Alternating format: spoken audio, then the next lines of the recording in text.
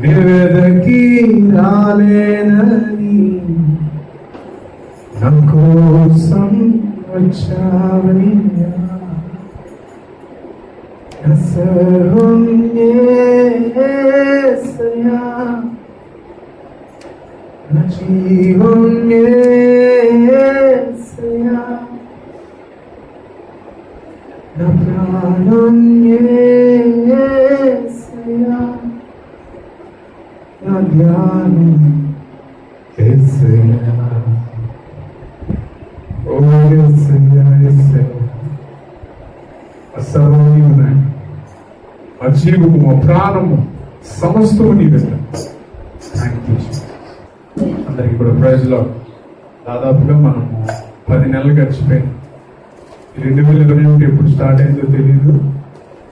దాదాపుగా 10 నెలలు అయిపోయింది. 11 నెల ఎన్నో చూసాం. ఈ 10 నెలల్లో చాలా ఇబ్బందులు, కష్టాలు చూసాం, సుఖాలు చూసాం, సంతోషం చూసాం, హ్యాపీ చూసాం, ఏమి లేకుండా కూడా చూసాం. ఏ రోజు కూడా దేవుడు మనల్ని ఆకలితో పడుకోబెట్టలేదు. హల్లెలూయా. ఆకలి పెట్టడం ఎప్పుడైనా ఇన్ని రోజులు, ఇన్ని నెలలు మీకు తోడైందాను కదా, ఇన్ని రోజులు చక్కని బిర్యానీ ఫుడ్ అన్ని ఇచ్చాను కదా, ఈ ఒక్కరోజు ఆకలితో ఉంటాడు నా గురించి అన్నాడు దేవుడు? లేదు. ఎందుకంటే కడుపు నిండా పెట్టేవాడు ఆయన.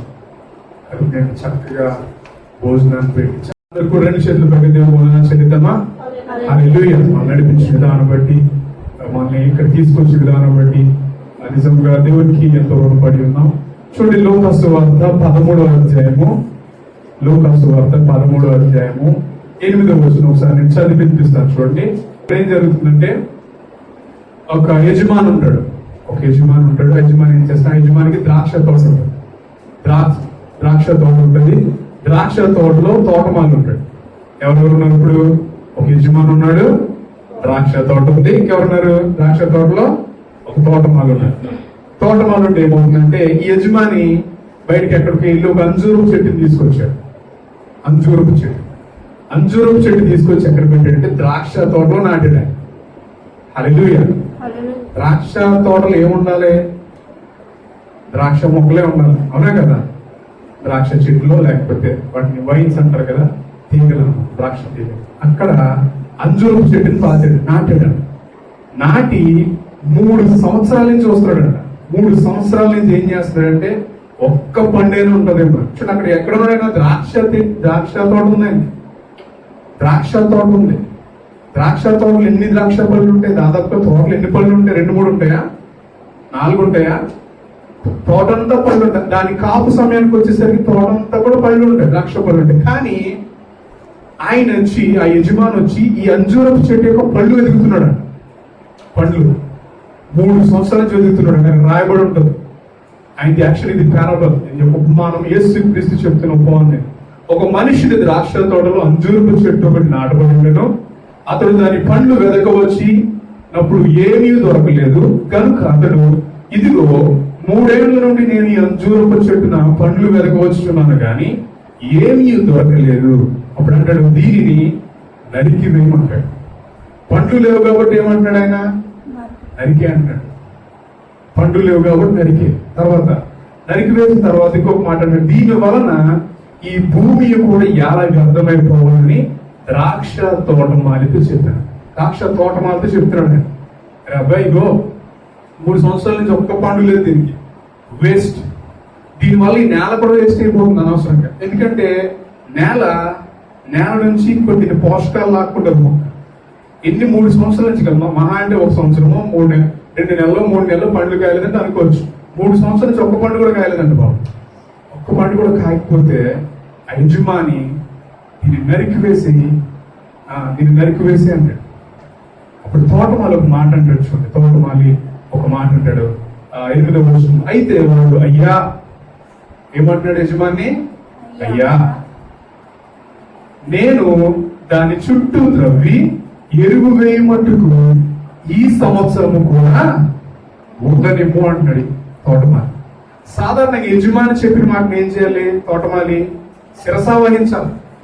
యజమాని ఏం చెప్తే నరికేమంటే నరికే. చూడండి, ఈ తోటమాలికి ఆ చెట్టు నరికేస్తే ఉపయోగం. ఈ తోటమాలికి ఆ చెట్టు నరికేశాడు అనుకోండి, దానికి స్పెషల్ గా వెళ్ళి నీళ్లు వేయాల్సిన అవసరం లేదు. ద్రాక్ష తోట అంతటికి నీళ్లు పెట్టి ఆయన పర్టికులర్ గా ఈ అంజూరపు చెట్టు దగ్గరికి వచ్చి దీనికి నీళ్లు వేయాల్సిన పని లేదు. యజమాని చెప్పిన వెంటనే దాన్ని నరికేసి పక్కన పెట్టేస్తే ఆయన పని తగ్గిపోతుంది. కానీ తోటమాల అలా కాదు. ఈ తోటమాల అంటున్నాడు, యజమానితో అంటున్నాడు, ఈ సంవత్సరం కూడా ఉండని.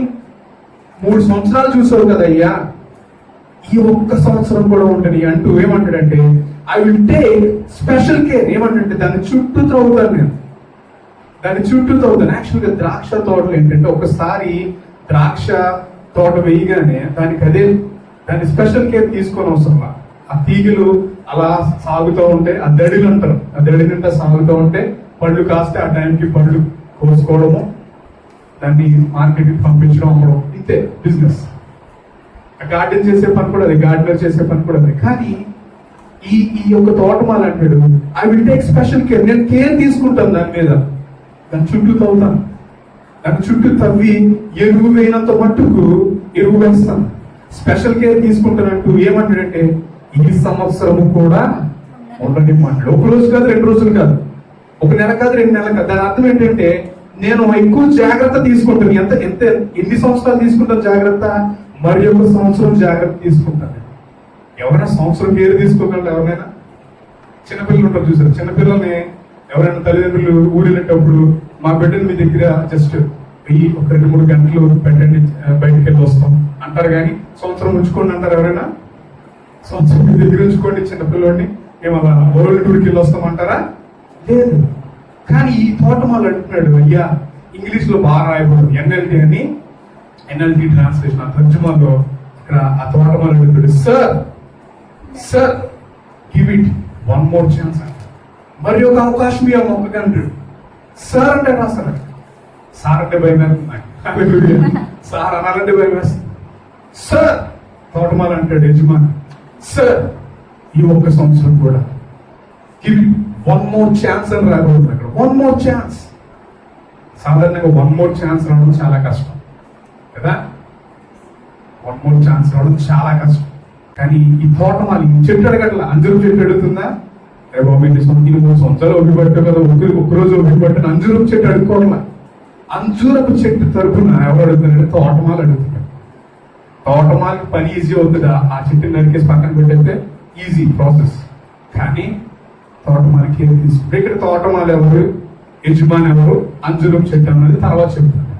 ఓకే, తర్వాత 2-3 గంటల్లో చెప్తాను. హల్లెలూయా, హల్లెలూయా. రైట్. బైబిల్లో, పరిశుద్ధ గ్రంథంలో అనేక చోట్ల చెట్టు గురించి రాయబడు, అనేక పర్యాయాలు చెట్టుని మనిషిని పోల్చాడు అనమాట, కంపేర్ చేశాడు. చెట్టుని మనిషిని ఏం చేశాడైనా పోల్చాడు. జాగ్రత్తగా విన్నా. ఎందుకు పోల్చాడా అని చూస్తే సైంటిఫిక్ గా కూడా ప్రూవ్ అయింది. సైంటిఫిక్ గా సైన్స్ చెప్తుంది ఏంటంటే, చెట్టుకి మనిషికి అంటే దగ్గర పోలికలు ఉన్నాయి, సిమిలారిటీస్ ఉన్నాయి. దానికి దీనికి మధ్య అవినాభావ సంబంధాలు ఉన్నాయి, చెట్టుకి మనిషికి మధ్య. అంటే చెట్టు ఎవరు? బయట ఉంటాయి, మనుషులు ఎవరు? మనం.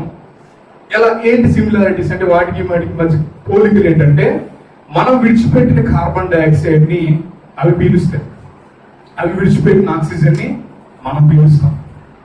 మనం ఒకదాని మీద కూడా ఆధారపడి ఉన్నాం అనమాట. చెట్టు నుంచి వచ్చే ఫలాలనే మనం ఏం తింటున్నాం. మనం ఏం తింటున్నాం? చెట్టు నుంచి వచ్చే ఫలాలు తింటున్నాం. మనం తింటలే చెట్లు. హల్లెలూయా. కానీ మన నుంచి వచ్చే వ్యర్థాలను ఎవరు ఎరువుగా వాడతారు?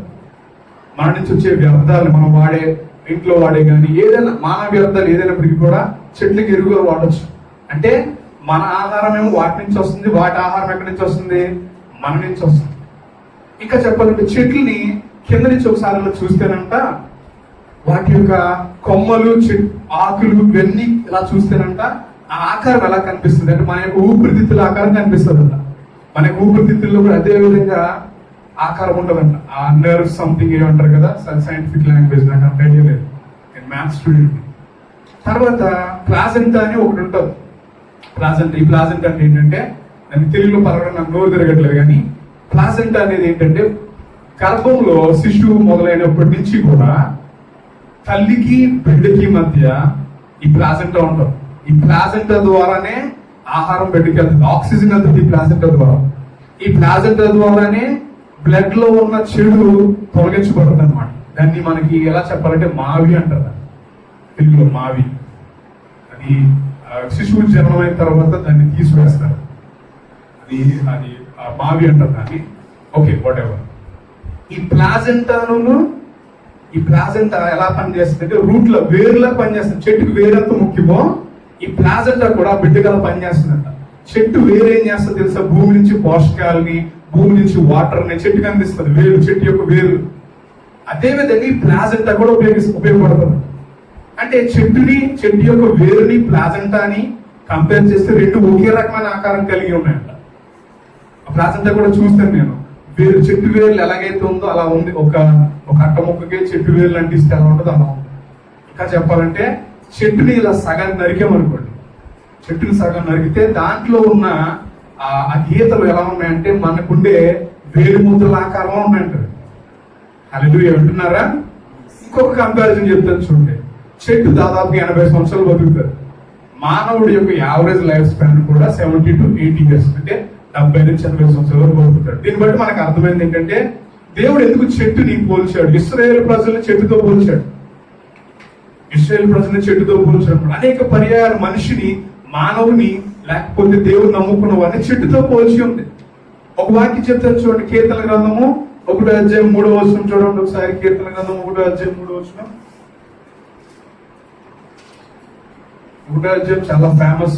ఫస్ట్ నుంచి చదువుతాం. దుష్టుల ఆలోచన చెప్పున్నాడు ఒక, పాపుల మార్గం నిలువక, అపహాసకులు కూర్చుండగా. 3 అతడు నీటి కాలువల యారాలు నాటబడినదే ఆకు వాడక తన కాలమందు ఫలమిచ్చు చెట్టు వలె ఉంటాడండి. ఎవరంటే ఈయన చెట్టు వలె ఉండే వ్యక్తి ఎవరంటే దుష్టుల ఆలోచన చెప్పున్నాడు ఒక, పాపుల మార్గం నిలువక, అపహాసకులు కూర్చుండక, యెహోవా ధర్మశాస్త్రాన్ని ఆనందించువాడు, దివారాత్రము దాన్ని ధ్యానించువాడు ఎలా ఉంటాడే చెట్టులా ఉంటాడు. ఇప్పుడు మనల్ని చెట్టుతో పోలిస్తే చిచి అంటాం. మనల్ని హీరోతో పోల్చేవారు. నువ్వు పలానా సినిమాలో పలానా హీరోలా ఉన్నావంటే, పలానా సినిమాలో పలానా విలన్లా ఉన్నావంటే మనం ఏం చేస్తాం? హ్యాపీ ఫీల్ అవుతాం. నువ్వు చెట్టులాగా ఉన్నావు, నిమ్మకాయ చెట్టులాగా ఉన్నావు, నువ్వేమో యాపకాయ చెట్టులాగా ఉన్నావు, నువ్వు ఉసిరికాయ చెట్టులాగా ఉన్నావు అంటే ఇదేంటి చెట్లతో పోలుస్తున్నారేంటి అనుకుంటాం కదా. చెట్లతో పొట్లతో మనం కంపేర్ చేస్తే ఎలా ఉంటుందంటే ఇదేంటి చెట్లు పొట్లు అంటాడని అనుకుంటాం. కానీ దేవుడు చెట్టుతో పోల్చేందుకు చెట్టుకి మనకి చాలా దగ్గర సంబంధాలు ఉన్నాయి. బహుశా మన బంధువులు అనుకుంటే మేనమామ తరపు, మేనపు తరపులో ఎంటర్ చెట్టు. హల్లెలూయా. నవ్వు రావట్లేదు మీకు? నేను మేనమామ కూతురు ఎంటర్ చెట్టు, నాకు మా బాబాయ్ వాళ్ళ కూతురు ఎంటర్ చెట్టు. హల్లెలూయా. దగ్గర సంబంధాలు ఉన్నాయన్నమాట చెట్టుకి మనకి. అది చెప్పాలనుకుంటున్నాను. సో నువ్వు ఎలా ఉంటావంటే, నువ్వు ఒకవేళ చక్కగా దేవుని యొక్క ధర్మశాస్త్రం ఆనందించేవాడు అయితే నువ్వు ఎలా ఉంటావంటే, అతడు నీటి కాలువలు ఎవరు నాటబడ్డదే ఆకు వాడక తన కాలం ముందు ఫలం ఇచ్చి చెట్టు వల్లే ఉంటావు. చెట్టు వల్ల ఉంటాం. చెట్టు వల్ల ఏంటి ఉపయోగం అనుకుంటే ఒకసారి చూడండి, మనం చెట్టు వల్ల ఈ రోజు మనం తినే కివి, ఇంకా కివి, మివి, apple, green apple, red apple, pink apple, tomato అన్ని దేని నుంచి వస్తున్నాయి? చెట్టు నుంచి వస్తున్నాయి. మనిషి నుంచి వస్తున్నాయా? మనిషి నుంచి పనులు రావు. హల్లెలూయా. మనం ఎక్కువ ఆహారం, మోర్ దెన్ 80% మనం చెట్ల నుంచి తింటాం. ఇవే మనం తినే బ్రెడ్ కూడా దేని నుంచి వస్తుంది తెలీదా? చెట్ల నుంచి వస్తుంది బ్రెడ్. గోధుమలు అయితే గోధుమ మొక్కల నుంచి వస్తుంది, గోధుమ పంట నుంచి వస్తుంది. ఏదైనా చెట్టు మీద ఆధారపడి ఉన్నాం. ఏదైనా ఇవి మనం తలకు రాసుకునే కొబ్బరి నూనె ఎక్కడి నుంచి వస్తుంది? కొబ్బరి చెట్టు నుంచి వస్తుంది. ఇంకేమున్నాయి చెప్పండి? ఇంకేమున్నాయి? కుటుంబాన్ని కూడా ఫ్యామిలీ ట్రీతో కంపేర్ చేస్తారు. ఫ్యామిలీ కుటుంబ వ్యవస్థ, కుటుంబ వృక్షం అంటారు, వంశవృక్షం అంటారు. వంశవృక్షం అంటారు కానీ వంశ మంచం, వంశ కొండ అంటారా? మా వంశవృక్షంలో నుండి నేను చిన్నవాడినండి, మా వంశావళిలో నేను చిన్నవాడిని అంటారు కానీ మా వంశ మంచంలో నేనే ఆకారంలో అంటారు ఎవరైనా? అంటే వృక్షానికి మనిషికి, చెట్టుకి మనిషికి మధ్య చాలా దగ్గర సంబంధం ఉంది. ఫ్యామిలీ ట్రీ అంటారు ఇంగ్లీష్ లో. అమ్మాయ ఫ్యామిలీ ట్రీ. సరే ఏంటి చెట్టు అని ఆలోచిస్తే నాకు అప్పుడు అర్థమైంది. ఏమర్థమైందంటే ఇర్మియా గ్రంథం 17వ అధ్యాయము 8వ వచనం. ఇర్మియా గ్రంథము 17వ అధ్యాయము 8వ వచనం.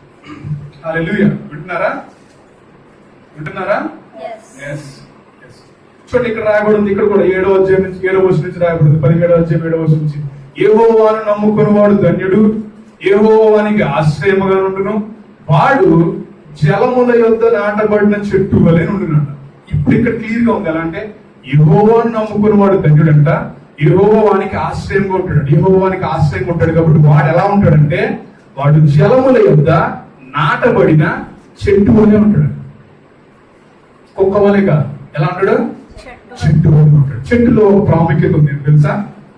చెట్టు అనేక రాళ్ళ దెబ్బలు తింటది. ఒక సామెత ఉంటుంది, ఏంటది?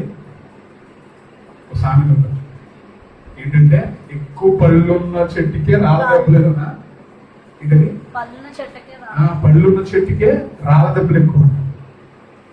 మనం అనుకోండి ఏంటంటే అనేక రాళ్ళ దెబ్బలు తింది. ఇప్పుడు మీరు ఒప్పుకుంటున్నారా? నేను చెట్టు అంటే ఒప్పుకుంటున్నారు మీరు? చెట్టు, నేను చెట్టుని, నేను మంచి చెట్టుని, పొట్టి చెట్టుని, పొడుగు చెట్టుని అనుకోండి. ఒకసారి చెట్టుగా ఒకసారి భావించుకోండి. చెట్టుగా ఒకసారి భావించుకున్న తర్వాత మనం పడే కష్టాలు ఒకసారి చూద్దాం. మనం పడే కష్టాలు ఒకసారి చూద్దాం. దాంట్లో ఇప్పుడు సడన్ గా రాయి తీసుకుంటాడు, టాప్మని కొడతాడు. ఎక్కడ? గుడ్డి మీద కొడతాడు కరెక్ట్గా. అప్పుడు అనిపిస్తుంది ఎందుకు వచ్చింది బాధగా అనిపిస్తుంది. కొన్నిసార్లు ఆకులు ఏమైపోతే రాలిపోతాయి, ఇంటికి రాలిపోయినట్టు ఆకులు రాలిపోతాయి. ఆకులు రాలిపోయినప్పుడు అనిపిస్తుంది అయ్యో ఆకులన్నీ రాలిపోయాయి. కొన్నిసార్లు కొమ్మలు ఇరిగిపోతాయి. కొమ్మలు ఇరిగిపోవడం అంటే ఏంటంటే అప్పుడు దాకా మనం తోడున్న వాళ్ళు సడన్గా వెళ్ళిపోతారు, బాయ్ బాయ్ చెప్పేస్తారు. కొమ్మలు ఇరిగిపోతాయి. కొన్నిసార్లు ఒక్క పక్షి కూడా రాదు. ఒక్కొక్కసారి మన మీద కొమ్మ మీద ఒక్క పక్షి కూడా రాదు. ఉన్న ఫలాలన్నీ దొంగలు ఎత్తుకెళ్ళిపోతారు, లేకపోతే రాలిపోతాయి, పండిపోతాయి. ఒక్కొక్కసారి మొత్తం ఎండిపోయిన స్థితిలోకి వెళ్ళిపోతాం. అసలు మొత్తం ఎండిపోయిపోతాం, మోడైపోతాం అనమాట. మీకు ఒక విషయం చెప్తున్నాను చూడండి, వాక్యం వినేవారుగా మీకు మిమ్మల్ని ధైర్యపరచాలని ఆశపడతాను. ఏంటంటే ఒకవేళ జాగ్రత్తగా మీ పళ్ళు అంటే ఇవిగా ఏంటి, మీ యొక్క ఫలాలన్నీ కూడా రాలిపోయినాయి అనుకోండి, లేకపోతే ఎత్తుకెళ్ళిపోయారు ఎవరో. మీరు చెట్టు కదా, మీ ఫలాలన్నీ ఎత్తుకెళ్ళిపోయారు, లేకపోతే ఎవరో తీసుకెళ్ళిపోయారు, ఎవరో అపహరించారు, ఎవరో రాలిపోయి, పండిపోయి, మాడిపోయి. రెండవదిగా మీకున్న ఆకులన్నీ కూడా రాలిపోయి, పండు ఆకులు రాలిపోతే అంటారు చూసి, 2 ఆకులు 2 ఆకులు రాలిపోయినట్టు రాలిపోయి మీకున్న ఆకులు. మూడవదిగా మీరు మరి ఎప్పుడు మమ్మల్ని విడిచిపెట్టడం, రైట్ హ్యాండ్ గా ఉంటాడు, లెఫ్ట్ హ్యాండ్ గా ఉంటాడు, రైట్ లెగ్ గా ఉంటాడు, కొమ్మలన్నీ కూడా విరిగిపోయాయి. మిగిలింది ఏం మిగిలిందో తెలుసా? ఏం మిగిలింది? మూడే మిగిలిపోయాం. కొన్నిసార్లు మూడే మిగిలిపోతాం మన లైఫ్ లో, ఒంటరిగా మిగిలిపోతాం. అప్పుడు అనిపిస్తుంది ఎవరు లేరు కదా. కొమ్మలు పోయాయి, ఆకులు పోయాయి, పూలు పోయాయి, పూలు మర్చిపోయాయి, పూలు డెకరేషన్, పూలు పోయాయి, పళ్ళు పోయాయి, ఎండిపోయింది కదా, మూడేళ్ళ స్థితిలో ఉండిపోయాను కదా, మనం ఏడుస్తూ ఉంటాం కదా. అప్పుడు మీరు జ్ఞాపకం చేసుకోలేదు, మీకు ఇంకా వేర్లు ఉన్నాయి. హల్లెలూయా. ఏమున్నాయి? వేరు మొక్కలు అమ్ముకుంటారు చూస్తే ఎప్పుడు చూసారా? వేరు మొక్కలు చాలా ఫేమస్. కానీ మీకు ఈ రోజు వేర్లు ఏ విధంగా చెప్తున్నాను, ఈ వేర్లు కనుక మంచి భూమి మీద కనుక ఉన్నాయనుకోండి, మంచి నేల మీద కనుక ఉన్నాయనుకోండి, మంచి నేల మీద కనుక ఉంటే ఏమవుతుందంటే మీ మొత్తం పళ్ళన్నీ రాలిపోయినా, ఆకులన్నీ ఎగిరిపోయినా, కొమ్మలన్నీ ఇరిగిపోయినా, మీ వేర్లు కనుక మంచి నేల మీద ఉన్నాయనుకోండి, అప్పుడు ఏమవుతుందో తెలుసా? మీరు మళ్ళీ చిగురిస్తారు. హల్లెలూయా. మళ్ళీ చిగురిస్తారు మీరు. ఇక నమ్మలేదా? మరి ఏంటి మంచి నేల ఎక్కడ? వైజాగ్ లో ఎక్కడ తగిలినా నీళ్లు రావట్లేదు అని, హైదరాబాద్ లో కూడా ఎక్కడ తగిలినా నీళ్లు రావు, ఎక్కడ కూడా గది స్థానం కూడా లేదు మనకి. పోనీ మంచి నేల పశ్చిమ గోదావరిలో ఉందనుకుందాం, అక్కడ కూడా మనకి ఇల్లు లేదు, వాకిల్ లేదు, ఎక్కడుందాం అని ఒకసారి ఆలోచిస్తే కనుక ఈ రోజు మీ స్థిరమైన పునాది ఎవరై ఉండాలంటే యేసయ్య ఉండాలి. హల్లెలూయా. మీ స్థిరమైన పునాది కనుక యేసుక్రీస్తు అయితే, మీ వేర్లు కనుక యేసుక్రీస్తు మీద కనుక నాటబడితే, మీ వేర్లు కనుక యేసుక్రీస్తులో ఉంటే కనుక, మరొకసారి చెప్తున్నా, పదే ఎందుకు చెప్తున్నానంటే ఈ వాక్యము ఈరోజు దేవుడిపై మీకున్న ఒపీనియన్ మార్చిపోతుంది. అక్కడ ఇర్మియా గ్రంథం 17:9 ఇందులో చెప్పాను కదా, యెహోవాను నమ్ముకునేవాడు ధన్యుడు, వాడు జలముల యొద్ద నాటబడిన చెట్టు అని ఉంటాడు. జలముల యొద్ద అంటే వాటర్ కి దగ్గరలో. వాటర్ లో చెట్టు ఎవరు నాటుతారా? వాటర్లో ఎవరు చెట్టు నాటరు, ఎందుకంటే కొట్టుకెళ్ళిపోతుంది ప్రవాహానికి. జలముల యొద్ద నాటబడిన చెట్టు వలె ఉంటాడు. నువ్వు ఎక్కడ నాటబడ్డావు అంటే దేవుణ్ణి నమ్ముకున్నావు గనక, దేవుణ్ణి ఆశ్రయించావు గనక నువ్వెవరు ఉన్నావు అంటే స్టేబుల్ ఫౌండేషన్, స్థిరమైన పునాది మీద నీ వేర్లు ఉన్నాయి. నీ వేర్లు ఇప్పుడు ఏమవ్వాలంటే లోపలికి వెళ్ళాలి. అది ఆ వాక్యం కూడా ఉంది. కొలసీలకు రాసిన పత్రిక 2వ అధ్యాయం 7వ వచనం. కొలసీలకు రాసిన పత్రిక 2వ అధ్యాయము 7వ వచనం. కావున మీరు ప్రభువైన ఈ క్రీస్తు యేసును అంగీకరించిన విధముగా ఆయన యందు వేరు పారిన వారై ఉండాలంట. నీ వేరు ఎక్కడ పారాలి? నీ వేరు ఎక్కడికి వెళ్ళాలి? క్రీస్తులోకి వెళ్ళాలి. ఇప్పుడు ఇందాక చెప్పాను ఏంటంటే ప్లాజెంటాను శిశువుకి తల్లికి మధ్యలో అనుసంధానంగా ఉండే ప్లాజెంటా మరియు రూట్స్ మరియు ఈ యొక్క వేర్లు రెండు ఒకే రకంగా ఉన్నాయని మనం అనుకున్నాం కదా. మరి ప్లాజెంటా సపరేట్ అయిపోతుంది. ఇప్పుడు స్త్రీ మరి తల్లి బిడ్డకి జన్మనిచ్చిన తర్వాత ప్లాజెంటా సపరేట్ అయిపోతుంది. ప్లాజెంటా సపరేట్ అయిపోయిన తర్వాత ప్లాజెంటా ఉండదు, దాన్ని తీసేస్తారు. మరి తర్వాత వేరేంటి అని ఆలోచిస్తే మనిషిలోనంట వెన్నుపాము అని ఉంటుంది. ఏంటంటే స్పైన్, వెన్నుపాము అంట రూట్ లో పనిచేస్తాడు. అదే రూట్. సాధారణంగా ఒక యాక్సిడెంట్ అయిన వ్యక్తికి తల మీద తగిలితే బ్రతుకుతారు, కాలు చేతులు ఎక్కడ తగినా బ్రతుకుతారు. కానీ వెన్నుపాము కనుక ఏదైనా ఇబ్బంది అయితే ఆ వ్యక్తి బ్రతికే అవకాశాలు చాలా తక్కువ. ఉరి వేసే వాళ్ళని ఒకసారి చూస్తే వారి యొక్క మెడ విరిగిపోతుంది. మెడ విరిగిందంటే ఆ వెన్నుపాము కట్ అయిపోతుంది. బ్రెయిన్ కి టోటల్ నర్వస్ సిస్టమ్ అంతా కూడా దేని ఆధీనంలో ఉంటుంది? వెన్నుపాము ఆధీనంలో ఉంటుంది. వెన్ను విరిగితే చాలా కష్టం అది. కాలు విరిగినా నడవగలమేమో కానీ ఎలాగోలేక వెన్ను ఏ మాత్రం ఇబ్బంది వచ్చినా చాలా ఇబ్బంది అవుతుంది. ఏ మాత్రం చిన్న డిస్ట్రాక్షన్ వచ్చినా చాలా ఇబ్బంది అవుతుంది. వెన్నుపాము చాలా ఇంపార్టెంట్. అందుకనే ఒక మాట రాస్తుంటది యెషయా గ్రంథం అనుకుంటా. యెషయా గ్రంథము 52వ అధ్యాయం 12వ వచనంలో రాయబడుతుంది, ఇశ్రాయేలు దేవుడు అంట మీ సైన్యపు వెనుకటి భాగమునకు కావలి కాస్తాడు. ఇశ్రాయేలు దేవుడు మీ సైన్యపు వెనుకటి భాగాన్ని కాపలా కాస్తాడంట. వెనుకటి భాగం అంటే వెన్ను. చూడండి, కొన్నిసార్లు మనం డిప్రెషన్కి వెళ్ళిపోయినప్పుడు వచ్చి జుట్టు నిమురుతారులాగా, జుట్టు నిమురుతారా లేకపోతే చేపట్టుకెళ్ళి అంటారు కాదు, ఏమిటి వెన్ను తడతారు. వెన్ను ఏం చేస్తారు? వెన్ను తడతారు. సబాష్. లేకపోతే సక్సెస్ వస్తే సబాష్, డిప్రెషన్కి వెళ్తారు ఊరుకోరా ఇలా వెన్ను సవర్ చేస్తూ ఉంటారు. ఎందుకంటే మనం బెండ్ అయిపోకూడదు అన్నమాట.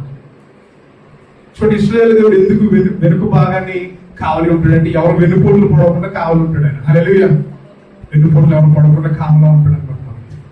ఇశ్రాయేలు దేవుడు ఎక్కడ ఉన్నాం అంటే వెన్నుపాము. ఇది రూట్ కింద పనిచేస్తుంది, వేరు కింద పనిచేస్తుంది.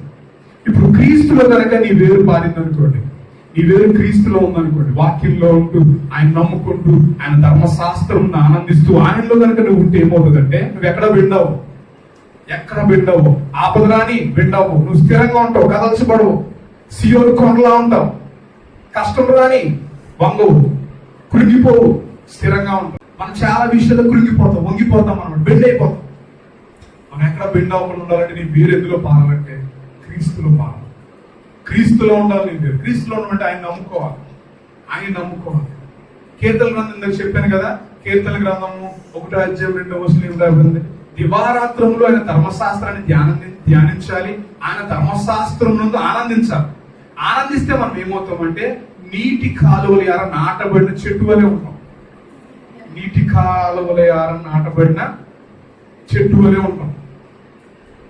దివారాత్రములు ధర్మశాస్త్రం నుండి ఆనందించాలి. ధర్మశాస్త్రం అనగానే మనకు భయం వేస్తుంది. ధర్మశాస్త్రము లా అనగానే భయం వేస్తుంది. చూడండి, ధర్మశాస్త్రము పాపిని శిక్షిస్తుంది. ఓకే, ధర్మశాస్త్రం పాపి నిజంగా శిక్షిస్తుంది. కానీ మీకు ఒక మంచి ఉదాహరణ కూడా చెప్తారు. చూడండి, ధర్మశాస్త్రం పాపిని శిక్షిస్తారు కానీ అది అమాయకుడిని కాపాడుతుంది. హల్లెలూయా. ఇన్నోసెంట్ వాళ్ళని కాపాడుతుంది, అమాయకుని శిక్షించదు. తప్పు చేయని వాళ్ళని శిక్షించదు, తప్పు చేసిన వారిని మాత్రమే శిక్షిస్తుంది. తండ్రి లేని వారిని, విధవరాని పక్షం వ్యాజ్యమాడుతుంది ధర్మశాస్త్రం. యెహోవా ధర్మశాస్త్రము పాపిని శిక్షిస్తుంది కానీ నీతిమంతుడిని కాపాడుతుంది, అమాయకుడిని కాపాడుతుంది, తప్పు చేయని వాడిని కాపాడుతుంది. ఇప్పుడు బండి మీద వెళ్తున్నప్పుడు హెల్మెట్ లేని వాడికి భయం, హెల్మెట్ ఉన్న వాడికి భయం అవసరం. బండి మీద వెళ్తున్నప్పుడు ట్రాఫిక్ పోలీసు వాళ్ళు పట్టుకుంటారేమో ఎవరికి భయం? రేషన్ కార్డు కదా, లైసెన్స్ లేని వాళ్ళు, ఆర్సీ లేని వాళ్ళు భయపడాలి. అన్ని ఉన్న వాళ్ళు భయపడరు అవసరం. ధర్మశాస్త్రం అనగానే మనం భయపడాల్సిన పని లేదు. ఎందుకంటే యేసు క్రీస్తులను మనం ఏమేమంటే నీతిమంతులుగా చేయబడ్డాం. హల్లెలూయా. మనం నీతిమంతులుగా చేయబడ్డాం గనుక ధర్మశాస్త్రం బట్టి మనం భయపడకూడదు. అందుకే ధర్మశాస్త్రాన్ని బట్టి ఆనందించిన వాడంట నీటి కాలువలు అన్న నాటబడి చెట్టు వల్ల ఉంటాడంట. సో ఈ రోజు మనం ఎవరంటే చెట్టు ఎక్కడ నాటబడ్డాం? క్రీస్తులో నాటబడ్డాం. ఎవరి చోట నాటబడ్డాం? ఇందాక అంజూరపు చెట్టు గురించి చెప్పాను కదా. అంజూరపు చెట్టు అంట ఆ తోట యజమాని చేత నాటబడిందంట. అంజూరపు చెట్టు ఎవరంటే ఈరోజు క్రీస్తుని ఎరిగిన వారిగా ఉన్న మనము క్రీస్తుని నమ్మిన తర్వాత ఆ ద్రాక్ష చెట్టు, ఆ ద్రాక్ష తోట మధ్యలో నాటబడింది ఎవరంటే ఈరోజు వాక్యం వింటున్న నీవు, వాక్యం చెప్తున్నా నేను. అంజూరపు చెట్టు ఎవరో కాదు, నీవు నేనే. అంజూరపు చెట్టు ఎవరో కాదు, అన్ని జనులుగా ఉన్న మనలను యేసు క్రీస్తు తన ప్రేమ చేత, తన యొక్క రక్తము చేత, స్వరక్తము చేత మనల్ని ఎక్కడ తీసుకొచ్చి పెట్టాడంటే ద్రాక్ష చెట్ల మధ్యలో నాటాడు. నాటిన తర్వాత ఆయన విడిచిపెట్టేవాడు కాదు. యజమాని అంటున్నాడు, అరే అబ్బాయి ఈ నానిని పలానా చోటని తీసుకొచ్చి ఇక్కడ పెట్టాను, అభివృద్ధి లేదు, 3 సంవత్సరాలు అయిపోయింది, సంఘం ఇచ్చాడు, ఏం విస్తరించలేదు, బాగానే చూసుకుంటున్నాను కానీ ఏం మాట్లాడట్లేదు, ఈ మధ్య ప్రార్థన చేయట్లేదు, నాకు వాక్యం సరిగ్గా చదవట్లేదు, ఇలా అంటున్నా. ఒకవేళ బై మిస్టేక్ అలా అంటున్నా, అలా కానీ అలా అంటున్నా, యేసుక్రీస్తు అంటాడు, ప్రభువా సార్ అయ్యా మరి 1 సంవత్సరం. ఇదేంటో తెలుసా? 3 సంవత్సరాలు వేస్ట్ చేశాడు కదా. చూడండి, 3 సంవత్సరాల నుంచి ఒక్క సబ్జెక్ట్ కూడా పాస్ అవ్వడం ఏం చేస్తారంటే, నీకు దండం రావా మా కాలేజీ నుంచి వెళ్ళిపో అంటారు. ఒక్క సబ్జెక్ట్ కూడా పాస్ అవ్వడం. అన్ని బ్యాక్లాగ్స్ ఉన్న వాళ్ళని గణం అంటారు. కానీ మన ఏసీ అలా అంటారు.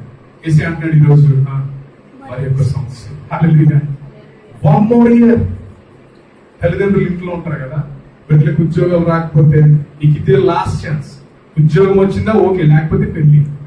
ఉద్యోగం వచ్చిందా ఓకే, లేకపోతే 2 గేదెలు కొంటానా, అయ్యి కాసు. ఉద్యోగం వచ్చిందా ఓకే, లేకపోతే 1 ఎకరం పొలం కొంటానా. అలా బెదిరిస్తారు బిడ్డలు బెదిరిస్తారు తల్లిదండ్రులు. కానీ ఏసయ్యా అయ్యా సార్ మరి 1 సంవత్సరం. మరి 1 సంవత్సరం అడిగిన తర్వాత యాక్చువల్గా మరి 1 సంవత్సరం అడిగిన తర్వాత ఏసే అంజూరపు చెట్టు తన అబ్బాయి నేను మరి యజమాని అడిగి నీకు 1 సంవత్సరం ఇప్పించాను కాబట్టి నువ్వు నాకు ఏదైనా ఇవ్వాలి. 1 సంవత్సరం అడిగాను కాబట్టి నువ్వు జాగ్రత్తగా ఒళ్ళు దగ్గర పెట్టుకుని పళ్ళు ఒక్క పళ్ళు అయినా కాయాలి అంటున్నాడా? లేదు అంటున్నాడు ఆయన. మరి 1 సంవత్సరం నేను తవ్వి చుట్టూ తవ్వి ఎరువు వేయినంత మట్టుకు దీన్ని ఇలా ఉంచు, ఫలిస్తే సరే, లేకపోతే నువ్వు అనుకున్నదే చెయ్యి అంటాడు. ఈ 1 year లో దాదాపు ఈ 3 సంవత్సరాలు తీసుకున్న కేర్ కన్నా, ఈ 3 సంవత్సరాలు తీసుకున్న జాగ్రత్తల కన్నా ఈ సంవత్సరం చాలా ఇంపార్టెంట్. ఈ సంవత్సరం ఎక్కువ కేర్ తీసుకుంటాడు. ఎక్కువ కేర్ ఎందుకు తీసుకుంటాడు అంటే ఫలించే వరకు కూడా. ఈ రోజు ఒకవేళ మీ సహోదరుడు అనుకుంటున్నామో ఫలాలు లేవు, ఫలాలు ఏం లేవు కదా, పువ్వులు లేవు, ఏం లేవు, ఈ బతికింతే అనుకుంటున్నాను. ఉన్న కొమ్మలన్నీ ఇరిగిపోయి మధ్యలో వచ్చిన కొమ్మల మధ్యలోనే పోయినాయి. ఒక్క ఆకు కూడా లేదు, అన్ని ఆకులు రాలిపోయి. ఆకులు పువ్వులు ఉంటేనే కదా ఏ పక్షులు వచ్చి కనీసం దాని మీద ఉండేది. పక్షులు లేవు, పాములు వస్తున్నాయి. పొట్ట ఏర్పడిపోయింది, అక్కడ పాములు పొట్ట ఏర్పడిపోయింది. మోడైపోయింది బ్రతుకు. ఎందుకు వచ్చామా ఇక్కడికి, ఎందుకు వచ్చామా అనిపిస్తుంది. మోడైపోయింది బ్రతుకంతా, మోడైపోయింది. ఒక్క కొమ్మ కూడా లేదు. కొమ్మలు ఇచ్చేసుకుని పొయ్యిలో పెట్టేసుకుంటారు అందరూ. యేసుక్రీస్తు నీకు ప్రార్థన చేస్తున్నాడు. ఆయన దివారాత్రములంట ఉచ్చరింప సత్యము కాని మూలుగులతోనంట ఆయన నీ కొరకు నాకు విజ్ఞాపన చేస్తున్నాడు. ఏమంటే తెలుసా? 1 more year. ఇంకొక అవకాశం ఏంటండి నా, నీకు ఇంకొక అవకాశం, రోజుకు ఇంకొక అవకాశం, మధుకు ఇంకొక అవకాశం, హరిణికి ఇంకొక అవకాశం. నేను కేర్ తీసుకుంటాను కావాలి. ఇంతకన్నా రాయబడింది ఇర్మియా గ్రంథం 17వ అధ్యాయం 8వ వచనంలో. ఇర్మియా గ్రంథం 17వ అధ్యాయం 8వ వచనంలో చెప్పాను కదా, చూడండి మరొకసారి చదివి వినిపిస్తాను. యెహోవాను నమ్ముకుని వాడు ధన్యుడు, యెహోవానికి ఆశ్రయముగా ఉండును, వాడు జలముల యొద్ద నాటబడిన చెట్టు వలె ఉండును, అది కాలువల యోరాను దాని వేలు తన్నుతుందంట. కాలువలు ఎవరంటే వేలు తన్నుతుందంట. తన్నిన తర్వాత వెట్ట కలిగినను దానికి భయపడదు. ఒకవేళ వెట్ట కలిగినను భయపడదు. తర్వాత దాని ఆకు పచ్చగా ఉండదు. ఎవరు గ్రీన్ లా ఉంటావు నువ్వు ఎప్పుడు.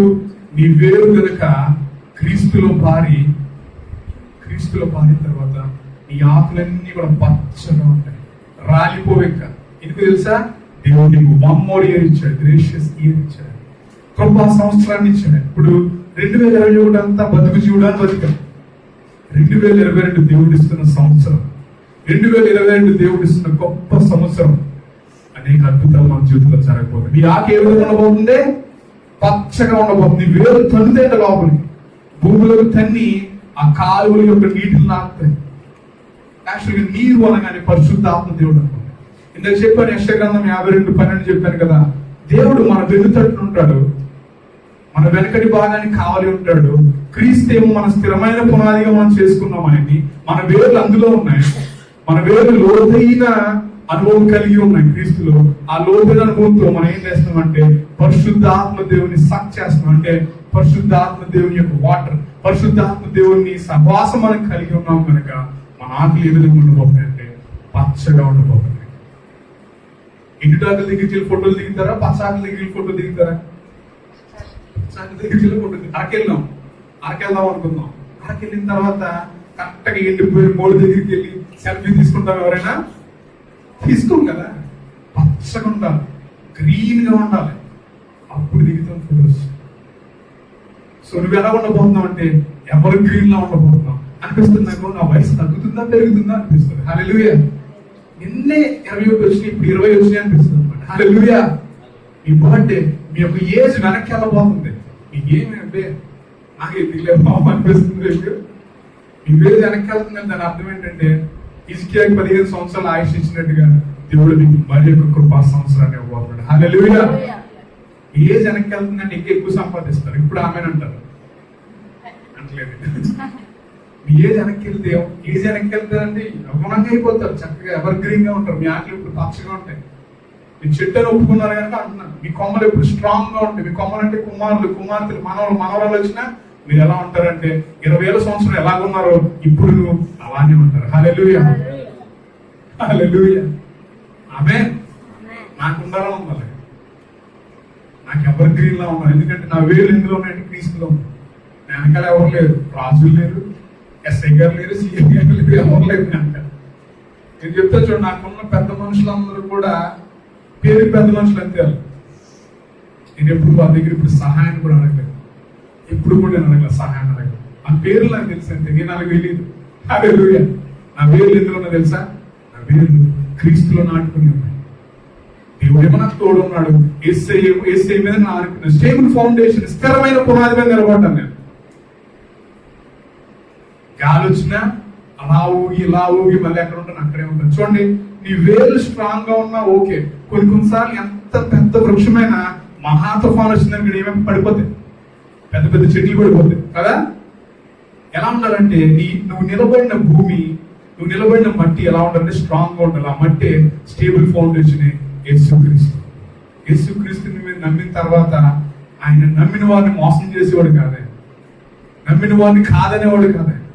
నువ్వు నిలబడ్డవే, ఆయన దగ్గర నిలబడ్డవి. గాలి రాని, ఎండ రాని, వర్షం రాని, పెద్ద పెద్ద తుఫాను రాని, నువ్వు నిలబడినవి ఆయనే చూసుకుంటాడు. ఇంకొక విషయం, ఒకవేళ పడిపోయారేమో, నీ వేలు స్ట్రాంగ్ గా లేవు కాబట్టి పడిపోయినా కొన్ని చోట్ల చూస్తాం, యూట్యూబ్ లో వీడియోస్ చూస్తాం మనం, పడిపోయిన చెట్లు కూడా ఫలాలేస్తాయి కొన్నిసార్లు. హల్లెలూయా. అవునా కదా. వేలు స్ట్రాంగ్ గా ఉండి ఆ వేలు కనుక లోపలికి వెళ్ళి అనుకోండి, పడిపోయిన చెట్లు కూడా పూలు కాస్తాయి, పడిపోయిన చెట్లు కూడా పళ్ళునిస్తాయి. సో మీరు భయపడాల్సింది ఏం లేదు. మీకు ఎవరున్నారు తెలుసా? మీ వేర్లు భూమిలోకి లోతైన అనుభవంలోకి వెళ్ళి పరిశుద్ధాత్మ దేవుని సహవాసం కలిగి, ఎందుకంటే నీటి కాలువలు యారని నాటబడ్డారు. మీరు ఎక్కడో అడారలో నాటబడాల. మా లోక సామెత ఉంటుంది ఏంటంటే, నారు పోసిన వాడే నీరు కూడా పోస్తాడు. అంటే నేను నాటిన వాడే నీకు నీరు పోస్తాడు. అందుకే అంటాడు కదా వేసే తోట మాలిగా అంటాడు, మరి యొక్క సంవత్సరము నేను చుట్టూతో ఎరువేస్తాను, ఫలిస్తే సరే, ఫలించకపోతే మళ్ళీ యజమాని నుంచి అడిగినా అంటాడు, మళ్ళీ ఇంకొక సంవత్సరం అడుగుతాడు. ఎందుకు తెలుసా? కృపగల దేవుడు. హల్లెలూయా. అంజూరపు చెట్లా ఉన్నాం మనం ఈరోజు. మరి ఒకసారి జ్ఞాపకం చేస్తాను చూడండి.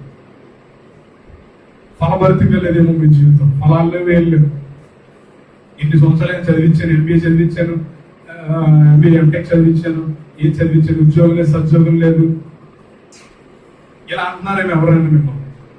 లేకపోతే ఇంత డబ్బు ఇచ్చాము, ఏమి చేయలేకపోయావు, బిజినెస్ అంతా కొలాప్స్ అయిపోయింది, ఇలా అంటుంటే కనుక మీ పునాదిని మార్చేయండి. మీ వేరుని ఎక్కడ పెడతారంటే క్రీస్తును పెట్టండి. ఆయనే నమ్ముకోండి. నీవే నమ్మదగిన వాడు, నాకు ఇంకెవరు వద్దు, నేను ఆయన మీద నిలబడి ఉండండి. ఏదో ఒక రోజు మీరు మొండిగా నిలబడ్డారేమో, ఏ దేవుడు నమ్ముకుంటే ఏమొచ్చిందిలే, ఈ చర్చికి వస్తే ఏమొచ్చిందిలే, దేవుడు రోజు బైబిల్ చదివినంత మాత్రం ఏమొచ్చిందిలే, ప్రార్థన చేసినంత మాత్రం ఏమొచ్చిందిలే అనుకోకండి. నిలబడండి, క్రీస్తులో నిలబడండి. వంగిపోకండి, కష్టానికి వంగిపోకండి, అప్పుకు వంగిపోకండి, అనారోగ్యానికి వంగిపోకండి, కృంగిపోకండి. నిలబడండి, నిలబడండి, నిలబడండి, క్రీస్తులో నిలబడండి. క్రీస్తులో నిలబడడం అంటే ఏంటి ప్రభువా, ఏంటి నాయనా అని ఒకసారి అడిగితే ఉదాహరణ చెప్తాను. ఒక పెద్ద ఆఫీసర్ గారు ఉన్నారు, సిఐ గారు, ఎస్ఐ గారు, డిఎస్పీ గారు ఉన్నారు. ఆయన లోకానికి ఒక మనిషిలో, తన కుటుంబానికి తండ్రిలో ఉంటాడు. కానీ ఎప్పుడైతే యూనిఫామ్ వేసుకున్నాడో తన అధికారాలు మారిపోతుంది, తన మాట తీరు మారిపోతుంది, తన యొక్క ఆలోచన మారుతుంది, తన విధానం మారిపోతుంది. యూనిఫామ్ ఒంటి మీద పడగానే యూనిఫామ్ లో ఉన్నాడు కనుక, డ్యూటీలో ఉన్నాడు కనుక తను చేయాల్సిన పనులు చేస్తాడు. తను చక్కటి కారు ఇస్తారు, జీప్ ఇస్తారు. సో అధికారం మారుతుంది, మాట తీరు మారుతుంది, తను నడిచే నడక మారిపోతుంది. ఎందుకంటే అధికారంలో ఉన్నాడు కదా. ఈరోజు మనం క్రీస్తులో ఉన్నామంటే ఏ విధంగా ఉండాలంటే మన మాట మృదువుగా ఉండాలి. దేవుల్లో ఉన్నామంటే మనం యాక్ట్ చేయకూడదు, ఎందుకంటే మృదువుగా ఉండాలి మన మాట. ఎవరిని హర్ట్ చేయకూడదు. ఒకవేళ నేను ఎవరైనా హర్ట్ చేసి నీ ముఖం మీద ఉమ్మూసినా ఎదుటి వ్యక్తి మీద మనం కోపపడదు. క్రీస్తులో ఉన్నప్పుడు ఏమవ్వాలంటే మనం మృదువుగా ఉండాలి. ఏసులో ఉంటే, ఏసైలో ఉంటే ఎప్పుడు ఆనందంగా ఉండాలి. నా హృదయాన్ని నెమ్మదిపరచు.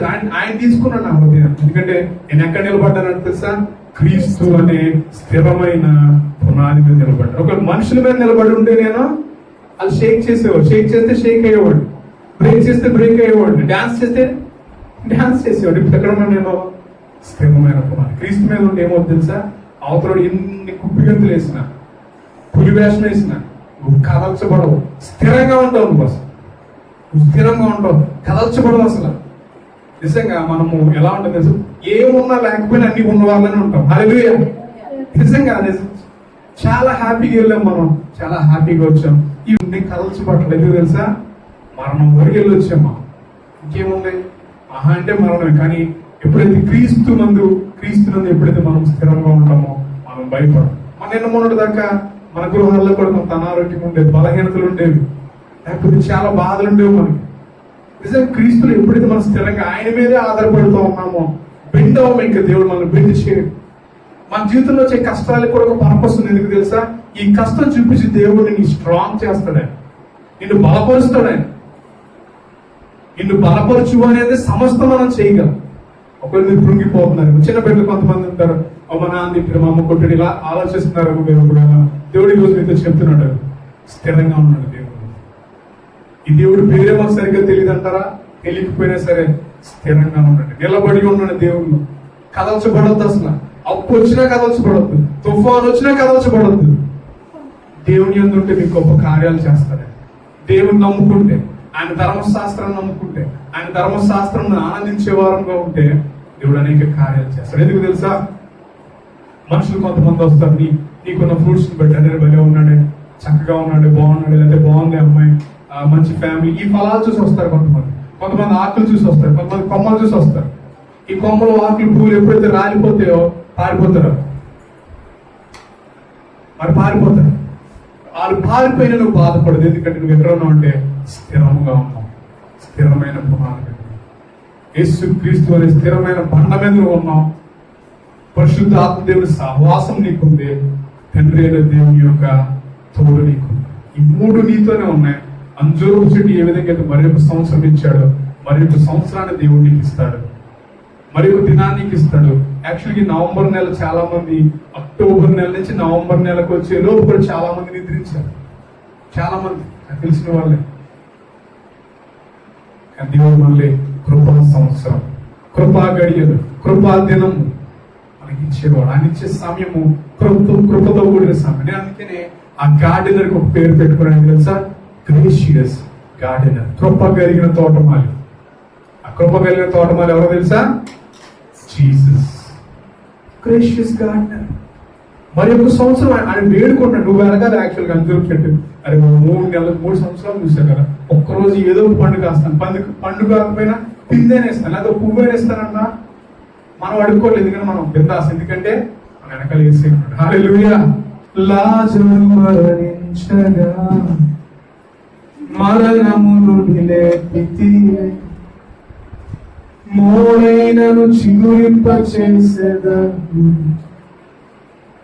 కానా వివాహము ఆగిపోచుండగా నీ కార్యముతో జరిగించితివే, నీ కార్యముతో నీ కార్యముతో నీ కార్యముతో ఆయన కార్యంతో నడిపించేవాడు. ఆ కార్యం చేసి ఏం చేస్తాడు తెలుసా? మూలైపోయిన మన జీవితంలో మరొక చిగురిస్తాడు. ఎందుకంటే మన రూట్స్ క్రీస్తులో ఉన్నాయి, మన మూలాలు మన వేర్లు ఎందులో ఉన్నాయి? క్రీస్తులో ఉన్నాయి కనుక చిగురింపజేస్తాడు. ఒక ఎండిపోయినట్టు కనిపించినా నువ్వు ఎండిపోయినట్టు కాదు. ఇక అవకాశాలన్నీ కోల్పోయి ఇక నా వల్ల కాదు, నేనేం చేయలేను, ఆ ఎండిపోయిన స్థితిలోనే మోడుగానే ఉండిపోతానని నువ్వు అనుకున్నా దేవుడు నేను మళ్ళీ చిగురింపజేస్తాడు. మళ్ళీ మళ్ళీ మళ్ళీ చిగురింపజేస్తాడు. ఎందుకంటే నువ్వు క్రీస్తులో ఉన్నావు కనుక. ఒక్కసారి కనుక నువ్వు క్రీస్తులో ఉంటే నువ్వు వెళ్ళిపోదామన్నా నీ కుదరదు, నువ్వు వెళ్ళిపోదామన్నా అది పని అవ్వదు.